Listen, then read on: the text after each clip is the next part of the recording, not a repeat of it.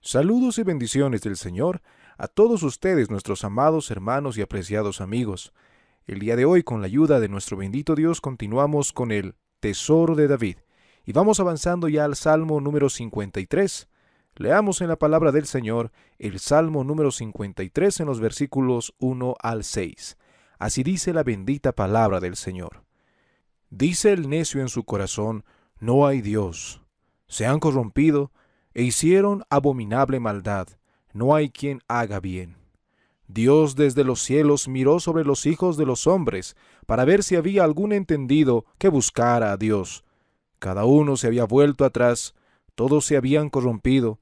No hay quien haga lo bueno, no hay ni aun uno. ¿No tienen conocimiento todos los que hacen iniquidad, que devoran a mi pueblo como si comiesen pan, y a Dios no invocan? Allí se sobresaltaron de pavor, donde no había miedo, porque Dios ha esparcido los huesos del que puso asedio contra ti. Los avergonzaste, porque Dios los desechó. Oh, si saliera de Sión la salvación de Israel, cuando Dios hiciere volver de la cautividad a su pueblo, se gozará Jacob y se alegrará Israel. Título: Al músico principal. Si el jefe del coro tiene el privilegio de cantar los júbilos de la gracia divina, no debe desdeñar cantar las miserias de la depravación humana. Esta es la segunda vez que se le confía el mismo salmo.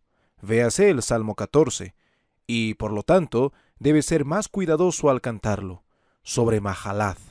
Aquí se elige la melodía para el músico, probablemente algún aire lúgubremente solemne, o tal vez se indica aquí un instrumento musical. Y se pide al maestro del coro que lo convierta en el instrumento principal de la orquesta. En cualquier caso, se trata de una indicación que no se encuentra en la copia anterior del Salmo, y parece exigir un mayor cuidado.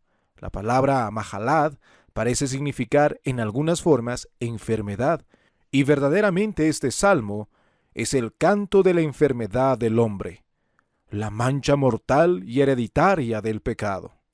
Masquil. Esta es una segunda noticia adicional que no se encuentra en el Salmo 14, indicando que se debe prestar doble atención a este canto tan instructivo. Un Salmo de David. No se trata de una copia del Salmo 14, enmendada y revisada por una mano extranjera.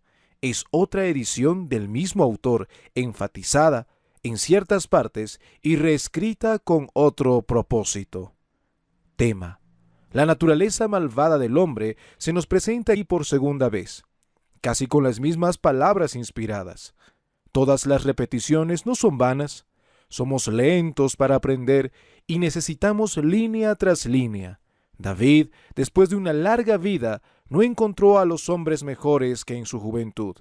La Sagrada Escritura nunca se repite innecesariamente. Hay una buena razón para la segunda copia de este salmo. Leámoslo con más atención que antes. Si nuestra edad ha avanzado de 14 a 53 años, encontraremos la doctrina de este salmo más evidente que en nuestra juventud. Se ruega al lector que lea el Salmo 14 o escuche el Salmo 14 del Tesoro de David. Exposición. Versículo 1. El necio ha dicho en su corazón: no hay Dios. Y esto lo hace porque es un necio. Siendo un necio, habla de acuerdo con su naturaleza. Siendo un gran necio, se entromete en un gran tema y llega a una conclusión descabellada. El ateo es tanto moral como mentalmente un tonto en el corazón así como en la cabeza, un tonto en la moral así como en la filosofía.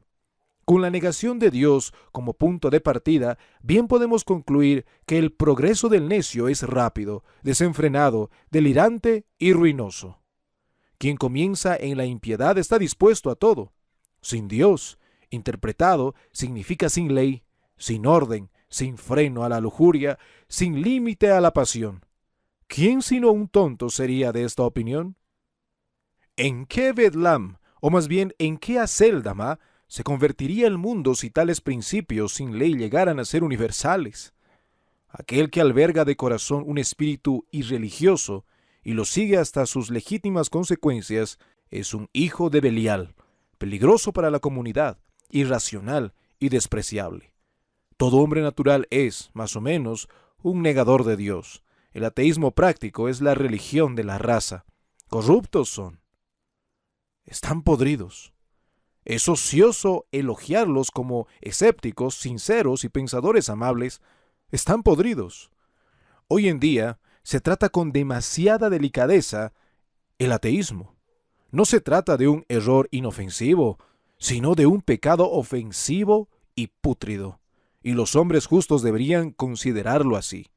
Todos los hombres que son más o menos ateos en espíritu son también en ese grado corruptos. Su corazón está sucio, su naturaleza moral está descompuesta y han hecho una iniquidad abominable.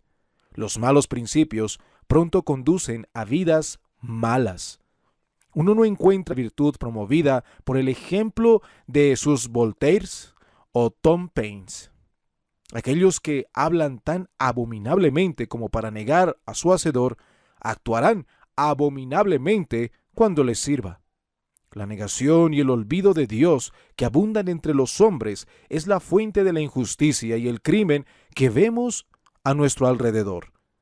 Si todos los hombres no son exteriormente viciosos, se debe a la fuerza de otros y mejores principios, pero si se dejara el espíritu de no Dios, tan universal en la humanidad, no produciría más que acciones más repugnantes.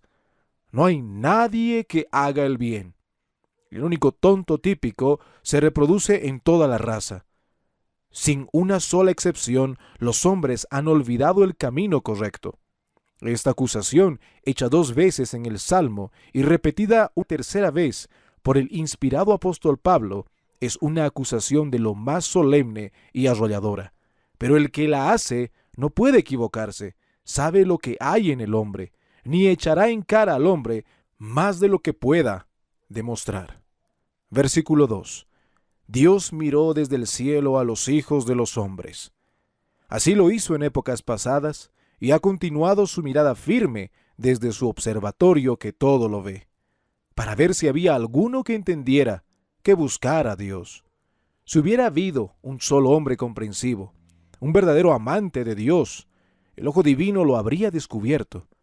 Esos puros paganos y admirables salvajes de los que tanto hablan los hombres no parecen haber sido visibles para el ojo de la omnisciencia. El hecho es que no viven en ninguna parte sino en el reino de la ficción. El Señor no buscó una gran gracia, sino solo la sinceridad y el recto deseo, pero esto no lo encontró. Vio todas las naciones y todos los hombres en todas las naciones, y todos los corazones en todos los hombres, y todos los movimientos de todos los corazones, pero no vio ni una cabeza clara, ni un corazón limpio entre todos ellos.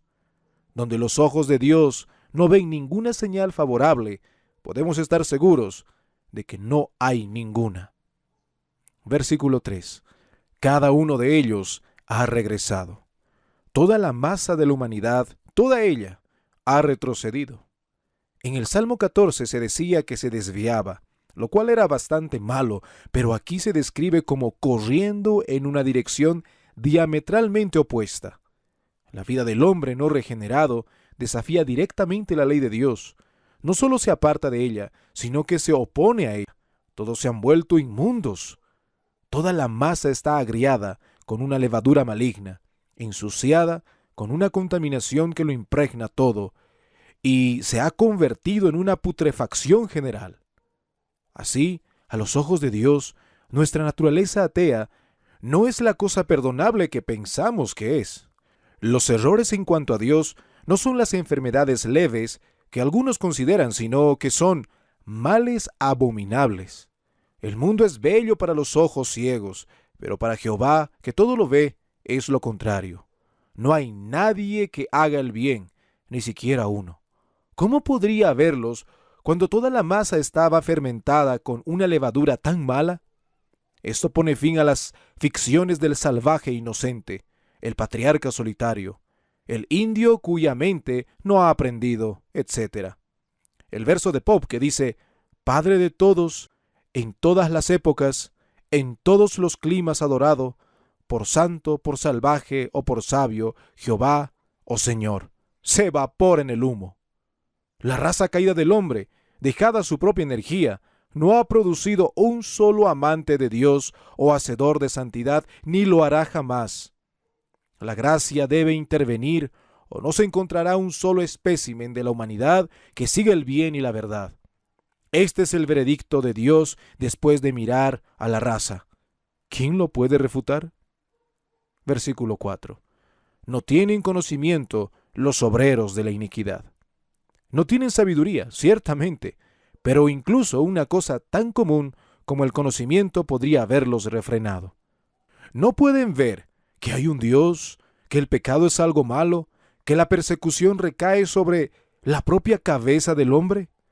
Son tan tontos que no saben que son sus propios enemigos y que se están arruinando a sí mismos. Que comen a mi pueblo como se come el pan. ¿No ven que tal comida será difícil de digerir y les traerá un vómito horrible cuando Dios trate con ellos en justicia? ¿No pueden imaginar que el Señor les permitirá devorar impunemente a su pueblo? Deben estar realmente locos. No han invocado a Dios. Llevan a cabo sus crueles empresas contra los santos y utilizan todos los medios menos el que es esencial para el éxito en todos los casos, es decir, la invocación de Dios. En este aspecto, los perseguidores son bastante más consecuentes que los fariseos, que devoraban las casas de las viudas y también oraban. El hombre natural, como Ismael, no ama la semilla espiritual, es muy celoso de ella y preferiría destruirla porque es amada por Dios. Sin embargo, el hombre natural no busca el mismo favor de Dios. La mente carnal envidia a los que obtienen misericordia, pero no busca la misericordia para sí misma. Juega al perro en el pesebre. Los pecadores, por celosos maliciosos, devorarán a los que oran, pero no orarán ellos mismos. Versículo 5. Allí estaban con gran temor, donde no había temor. David ve el fin de los impíos y el triunfo final de la semilla espiritual. Los rebeldes marchan con furia contra los agraciados, pero de repente se apoderan de un pánico sin causa. Intrépidos, jactanciosos, tiemblan como las hojas del álamo, asustados por sus propias sombras. En esta frase y en este verso, este salmo difiere mucho del 14. Es evidentemente expresivo de un estado más elevado de realización en el poeta, que enfatiza la verdad con expresiones más fuertes. Sin motivo los malvados se alarman. El que niega a Dios es en el fondo un cobarde, y su infidelidad es como el niño del patio de la iglesia que silba para mantenerle el valor. Porque Dios ha dispersado los huesos del que acampa contra ti. Cuando los malvados ven la destrucción de sus semejantes, bien pueden acobardarse.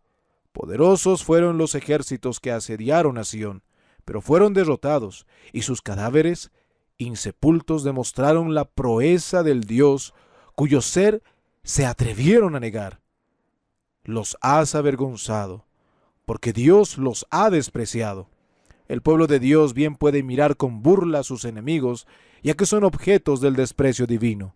Ellos se burlan de nosotros, pero nosotros podemos con mucha mayor razón reírnos de ellos, porque el Señor nuestro Dios los considera menos que nada y vanidad. Versículo 6. Oh, que la salvación de Israel saliera de Sión.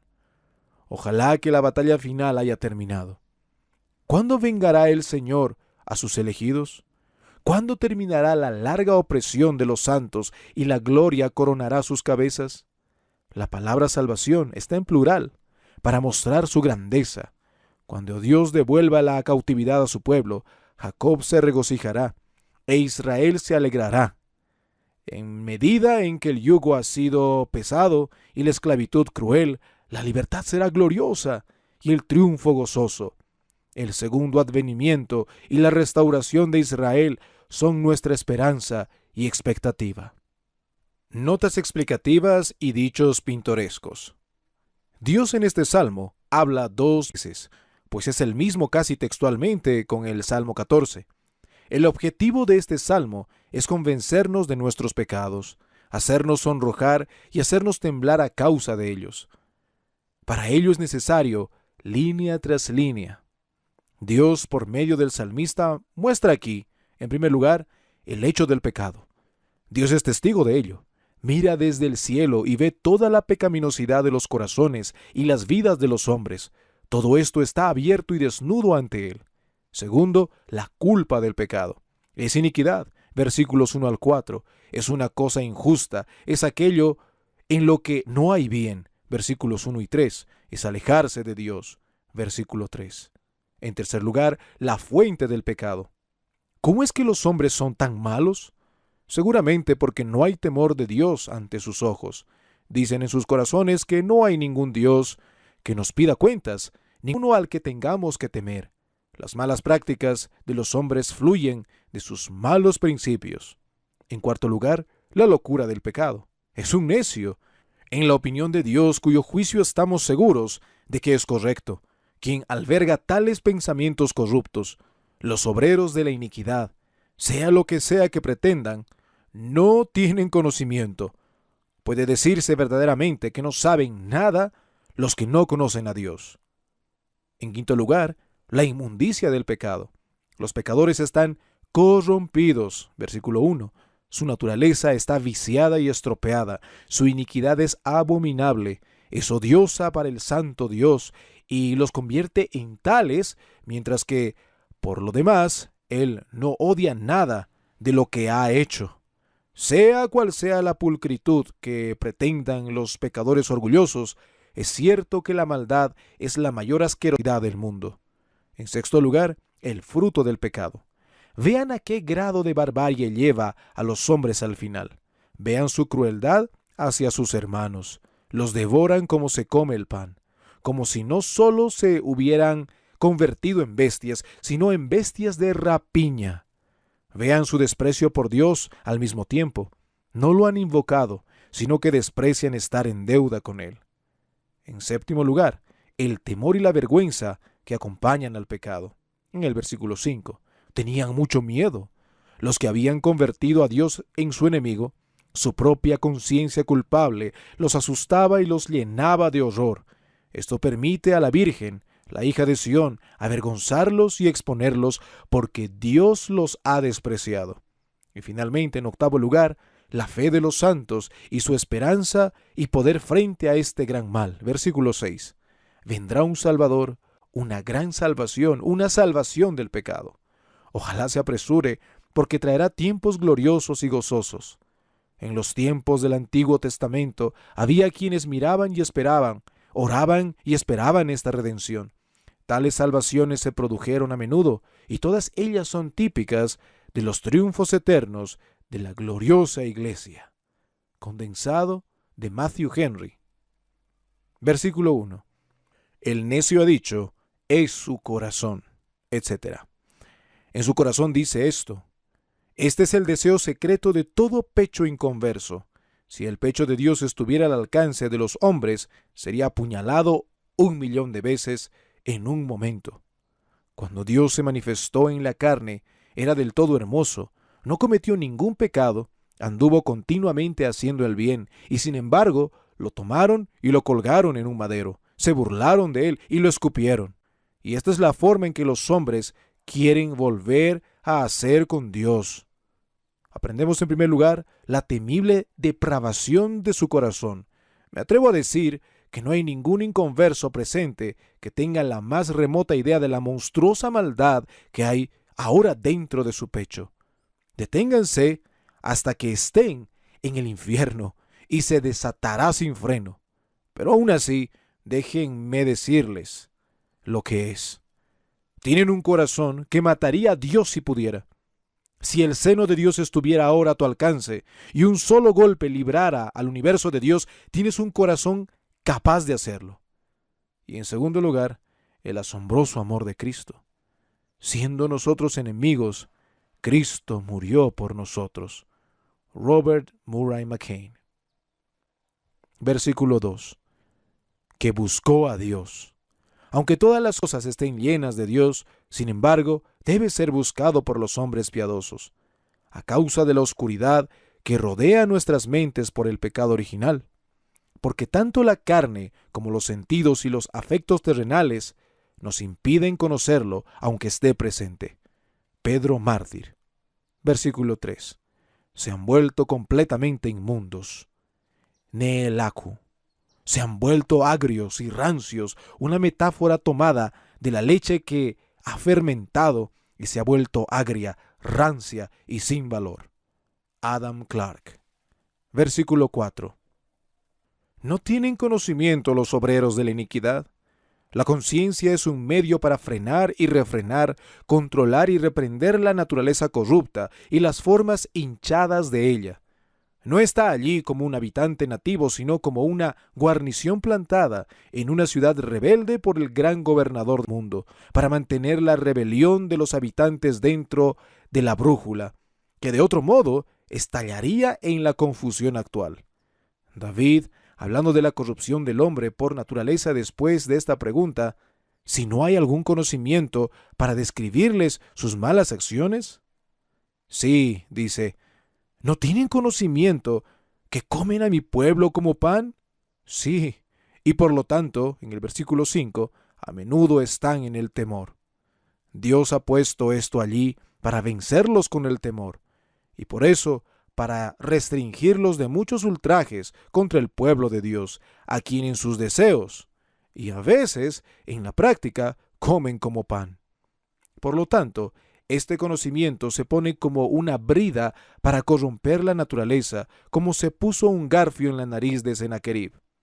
Isaías 37:29. Para gobernar y tomar a los hombres y vencerlos con el miedo. Si no tuvieran conocimiento, se comerían unos a otros y a la iglesia como el pan.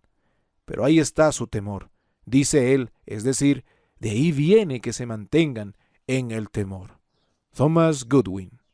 Versículo 5. Allí estaban en gran temor donde no había temor. Mirad qué infierno tan temible es una conciencia herida. Porque, ¿por qué teme Caín que lo maten, si no hay nadie que viva para hacerlo, sino su padre y su madre, y tal vez algunas mujeres que la Escritura no nombra? Es el justo juicio de Dios que los que no temen al Señor, que es el único que puede y debe ser temido, tengan miedo de los que justamente no son motivo de temor. El que antes no temía matar a su hermano, ahora se convierte en un terror para sí mismo. De esta manera también podemos considerar cuál es el arrepentimiento de los malvados. Ellos ven quizás la falta junto con el castigo, pero admiten la falta y lamentan el castigo. Nicholas Gibbons. Hasta acá nuestra lectura del día de hoy, mis amados hermanos, y agradecidos completamente al Señor por este tiempo que podemos compartir en esta lectura. Brevemente, para despedirme, pues simplemente llevarles a meditar y a recordar del estado en el cual el Señor nos sacó. Amados hermanos, aquellos que están en Cristo, nosotros no veíamos por nosotros mismos. Mientras más maldad, mientras más iniquidad, mientras más suciedad podríamos hacer, mejor. Así era nuestra vida, hermanos. Pero, como hemos podido aprender el día de hoy, es solamente por la gracia de Dios, por el cambio del corazón que Dios obra por medio de su Santo Espíritu en sus hijos, en los elegidos, que nosotros podemos ver la maldad, podemos discernir y debemos desecharla, hermanos. Debemos hacerlo. No podemos continuar en esa vida. Pero a ti que has escuchado este audio pero no estás en Cristo, mira, esta es tu naturaleza, esta es nuestra naturaleza sin Cristo. Alejados de Él, mientras más daño, mientras más mal al prójimo y mientras más individualistas somos, mucho mejor. Y esa parte que leímos, a ti que no crees en Dios, que rechazas a Dios y que rechazas a Cristo, aquella parte que decía que si por ti mataras a Dios, lo harías en un momento. ¿Y por qué lo harías? Porque tu naturaleza, mi amigo, mi amiga, tu naturaleza no quiere a Dios. Pero si en este momento y en este tiempo te das cuenta de la suciedad delante de un Dios santo, ve a Él. Ve a Él. Él es el único que puede limpiarte, el único que puede darte un nuevo corazón, una nueva vida.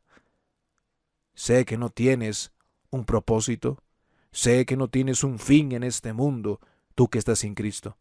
Vives por vivir, para sobrevivir. Pero déjame decirte que esa vida que tú dices tener solamente te está llevando a la perdición eterna. No vamos a vivir, hablando en la carne, más de 80 años, 70 años tal vez. Pero tu alma, por favor, por amor a tu alma, la cual continuará después de la muerte, ya sea en el cielo con Cristo o en el infierno por ser rebelde y negar a Dios, ve por favor tu bajes el día de hoy. Mira la maldad, mira la pecaminosidad de tu corazón. Arrepiéntete, por favor. Ve a Cristo, ve a Cristo. En la voluntad del Señor nos estamos reencontrando ya para continuar con el Salmo 54 en este tesoro de David. Será hasta entonces.